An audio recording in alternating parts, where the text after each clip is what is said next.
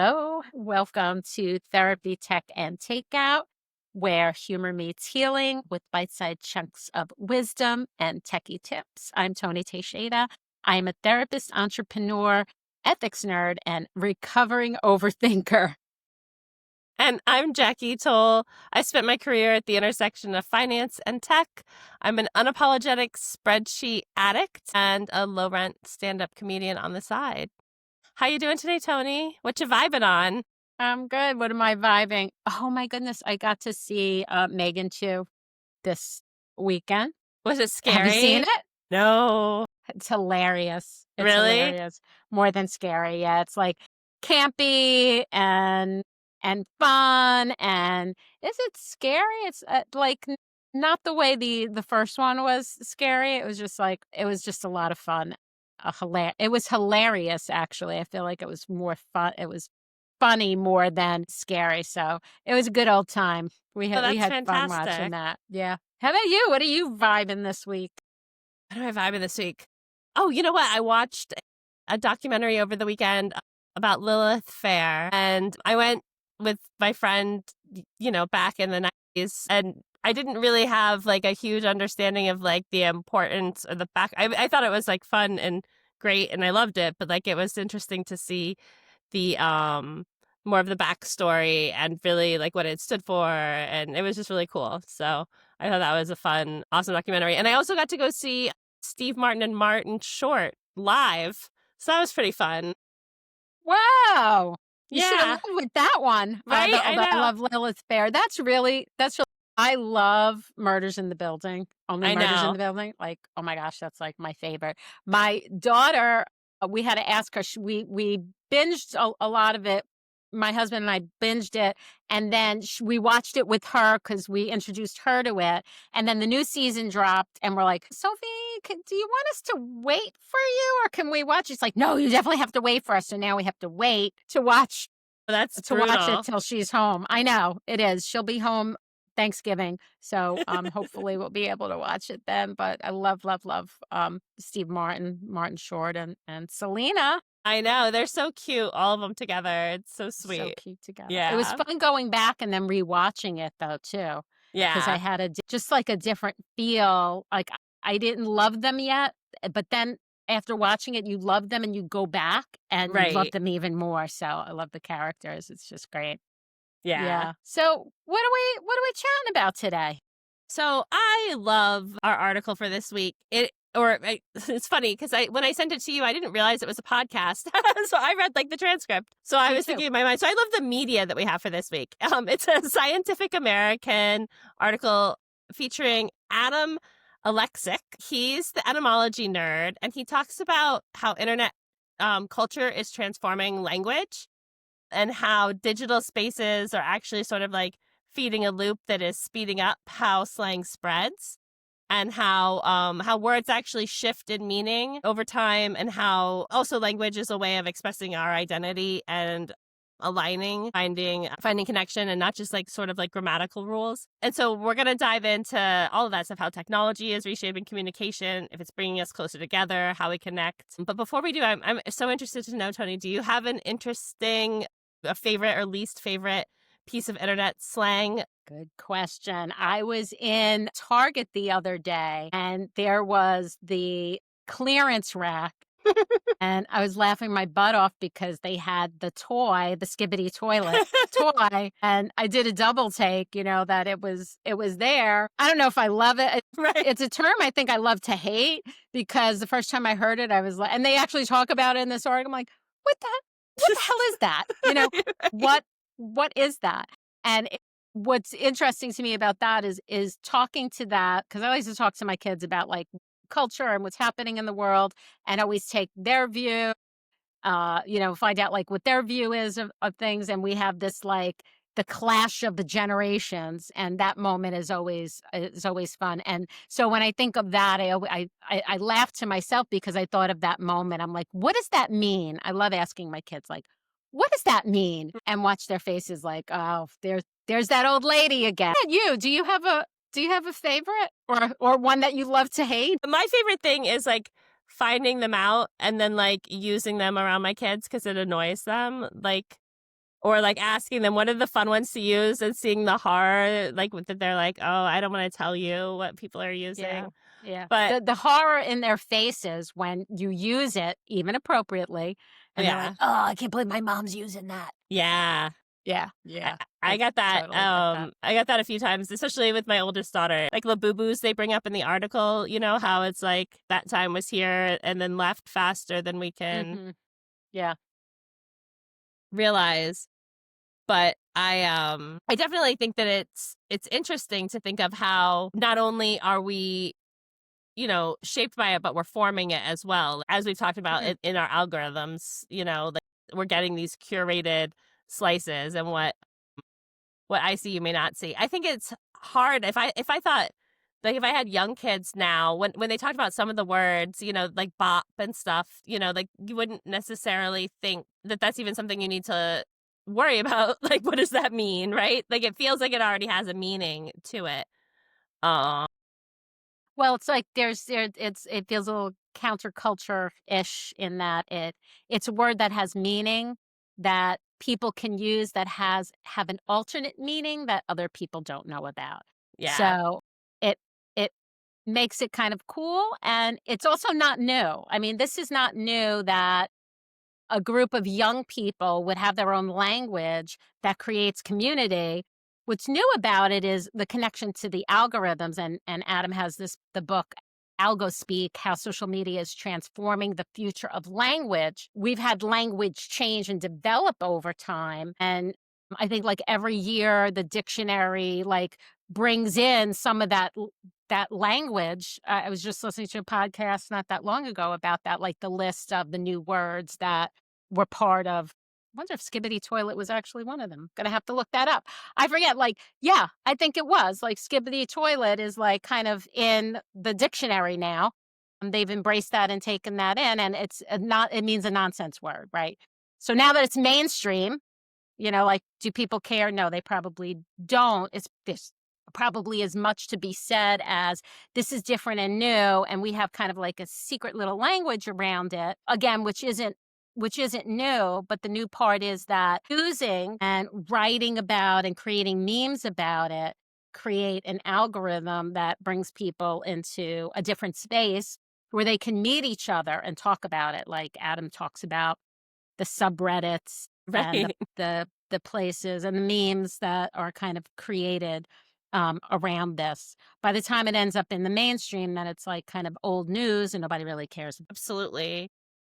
I wonder, do you think while this isn't new, it does seem like it's more fragmented, perhaps, or specialized maybe than before? And I think one of the things that they talk about towards the end of the piece that we'll link to is how like we're all kind of feeling our way through the dark in this social media landscape, like trying to figure out like how much, like what's the right amount, and how do we curate our feeds so that we're seeing a diverse set of things, and coming across like different aspects of culture so that we can have an appreciation and an understanding for them. And I thought it was interesting too that they really he got into a lot about the meaning of the words and like the background and the history of where these words come from, and how like while you might think it means this one thing, kind of like you were talking about before, Yeah. it's either intentionally cloaked with a different meaning than what I'm like outwardly sharing, and or it's also perhaps influenced by things and derived from things that perhaps like I as the speaker don't have any knowledge of, and I'm not bringing to the table to the conversation, and it may or may not be off-putting or offensive to people or other things. And so how do you think about navigating that challenge? About the challenge of language that not everybody understands Yeah, like, like what somebody it could be means. talking to you and you could think that you're following them, and then it's like, oh, I really was like being, ironic. Can tell you it's awkward from personal experience, and I'll share my like personal experience with you. I used to teach college, like college level psychology at a community college near me, and we were talking about relationships and sex and sexuality and all that, and I thought I was going to be cool. I was actually talking about dating. And I used the words hooking up, and they all kind of stopped and looked at me and like kind of laughed. Unbeknownst to me, I was talking about sex when I wasn't really planning on talking about sex. I thought like hooking up meant like, two people getting together, like hooking Right. up, like, not hooking up. So I felt the silence, kind of come over the room.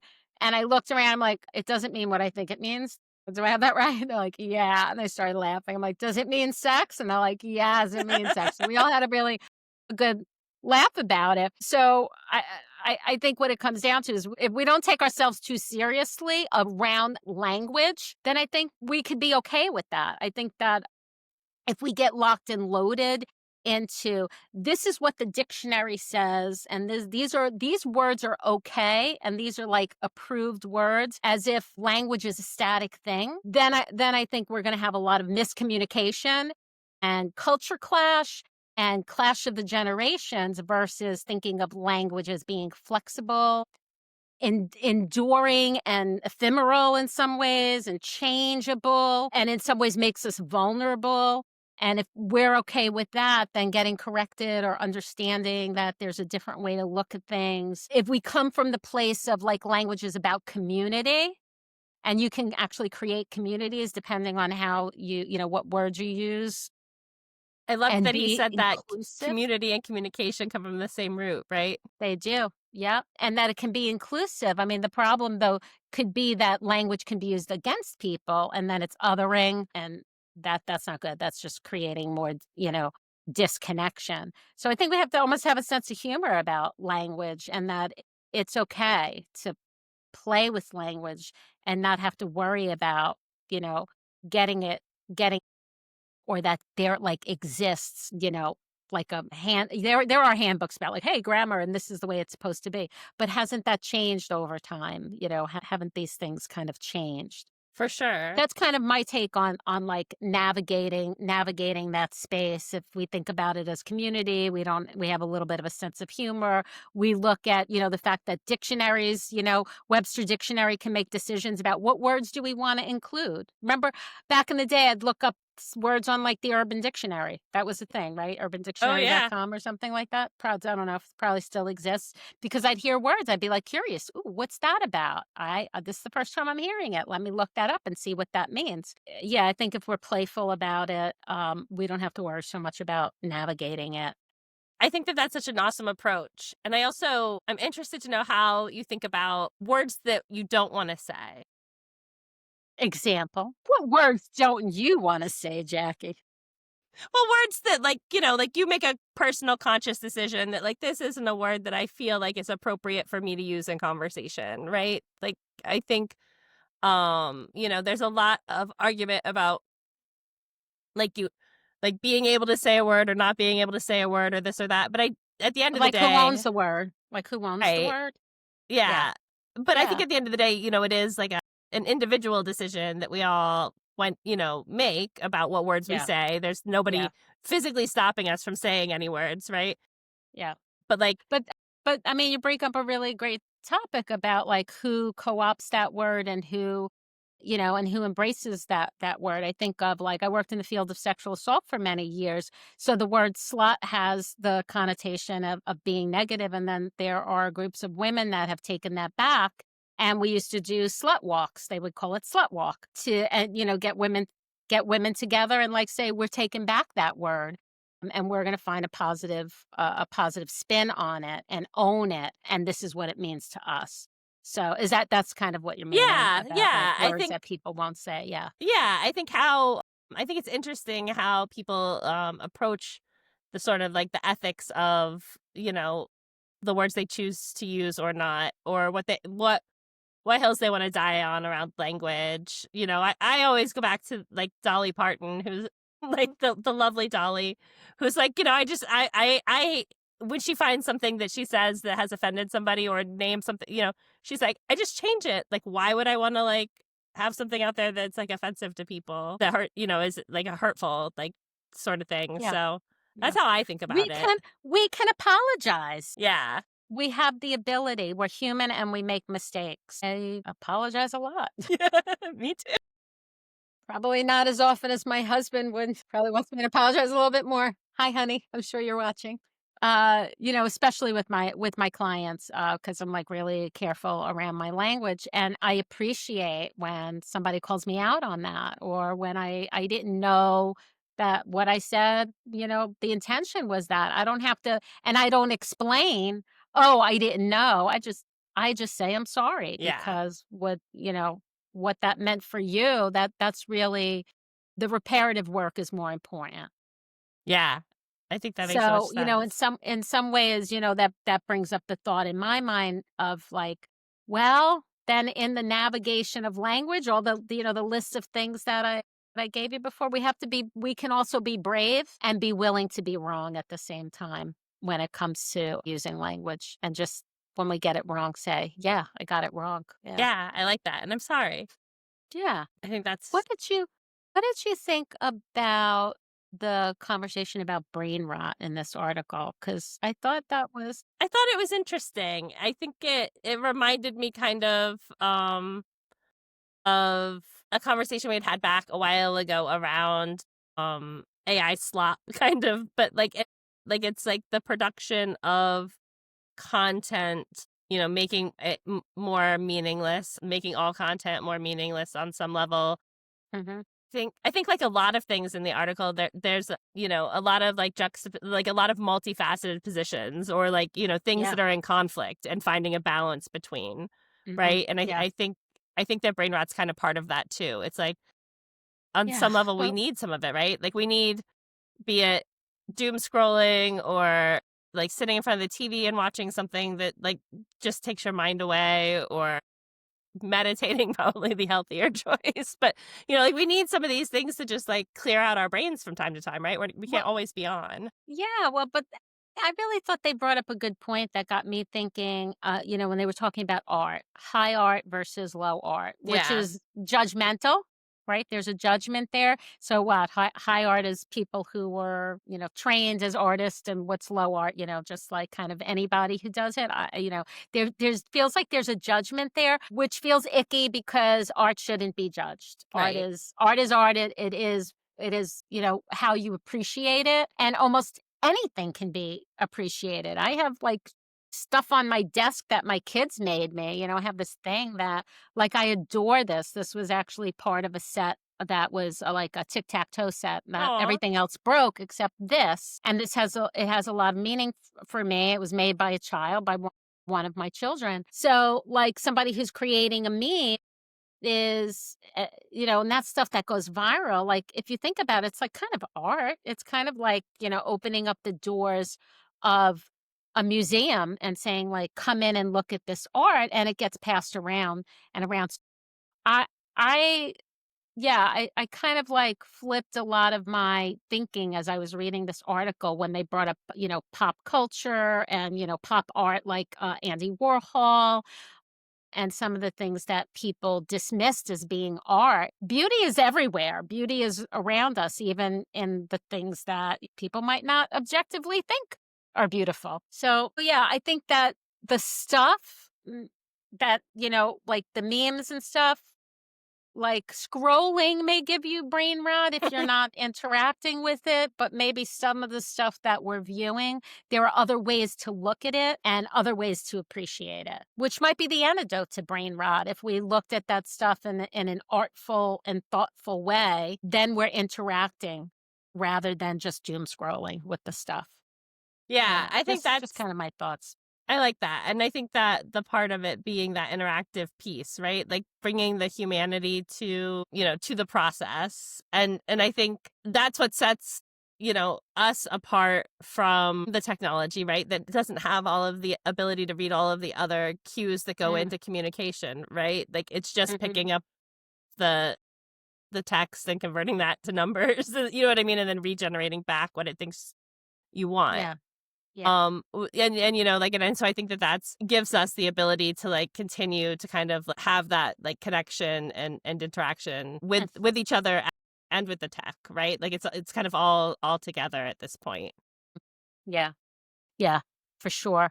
The other thing that really struck me as being so different than how language has changed over time, like this connection to algorithms and technology, was that words are changing so that people can use them to circumvent censorship, right? Right?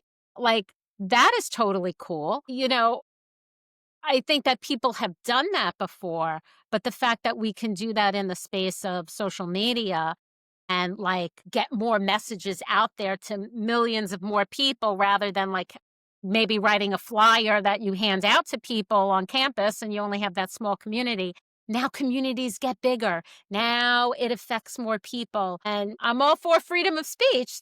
I love that idea, and it really got me to thinking about how language defines a generation, and that this generation is not only gonna be defined by, whatever words they come up with, but the creation of a community on based on algorithms, based on what they're gonna see, what they're Right. gonna see more of. They're really gonna be shaped by, so many more people, so many more thoughts and ideas.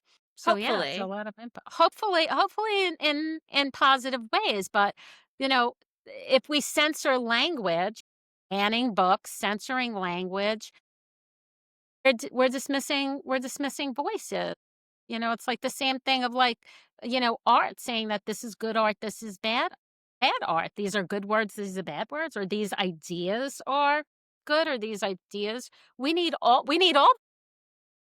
For sure. But like when how I think of it though is like, is that piece of the algorithm adding to the diversity of perspectives you see, or is it taking away from the diversity of perspectives you see? Or shaping it and how it wants you to see things, right? Like I think it's really interesting when you look at your feed versus somebody else's feed on anything, any of the social platforms or news platforms or things like that. I mean, it's vastly different. Well, the first thing that brings up when you say that is that we already have the generational divide based on the algorithms, not only your uniqueness, but, like, my kids' feeds look different than my feed because we're different generations and we're gonna get fed different things. So, like, there's terms that come up that I'm not even aware of. I read this article, I'm like, "What the hell is that?" I didn't know. I found out what a labubu is, like, when it was already over. Everybody was over labubus. So you're right about that. And I think that that is a way that the algorithms could divide us Yeah, because I think yeah, that's why it's like so important to, you know, engage with like actual humans, making sure yeah. that, we're connecting with people and they're not, only bots or only AI generated content. And then also making sure that we're like like intentionally exposing ourselves to things that are outside of like our feeds. And I think it's important to talk to our kids about why that's important too. I know we had media literacy sort of education when I was in school. I don't know that there's like I don't know how much of that our kids get from like the schools today versus having those conversations, but I think they're super important to have with them as well. Yeah, for sure. Yeah, and as we're winding down this Mhm. conversation, I think, like, you did a really good job summarizing what does this information mean? What is the connection between the algorithms and language and how that gets shaped? What kind of meaning does it have in our lives as parents and as humans? It's in understanding that language can connect us or divide us, and if we want to be connected, then we really have to talk about this. And we have to have conversations with other humans and, most importantly, with our kids, like really knowing what it is they see or hear or know about, because we don't know. It's BS if, I always think any parent says, I know what my kids are looking at. I know. You don't, no way. There's no way But if but having open conversations, even saying, "I don't know. Can you tell me more about that?" could be really important because I think language can connect us or it can divide us very easily. So, any last words? Do you have any last Any thoughts last on that? language to share? No, I this was really fun. I find I find this so interesting because I felt like language and grammar and all that stuff was so unapproachable for me when I was a kid. Those are just not the areas I excelled in, and it did feel like something that would be like used against me, like when I used a word incorrectly, or like all the red things on my papers that I would hand. And so but it's fun to find people like Adam who are so into and passionate about the topic and can really energize you and help you realize language is supposed to bring us together. Like that's what communications function is. And so don't let it divide you from other people. I think it's such a strong and powerful message that I would want to leave this conversation and share with everybody, because I think that that's really the core of what I hear through these things and resonates with me for sure. Yeah, yeah. Me too. And like my takeaway is like to be really non-judgmental about that and Yeah. about language and about the language that other people are using and to be curious about that. Yeah, you use that. Well, what does that mean? Not be afraid to say, "Oh, I didn't get that," or "I don't know that vocabulary word. What does that word mean?" So, curiosity and community. I love all these C words. It's been great talking to you. I'd love to hear what our listeners think about language and how the algorithms are shaping their speech, shaping their communities, because now we're going beyond language. It's like the who we are maybe also gets shaped and our communities get shaped there. So, love to have more conversations about this with our listeners. Absolutely. Well, take care. We'll talk to you guys next week. Bye.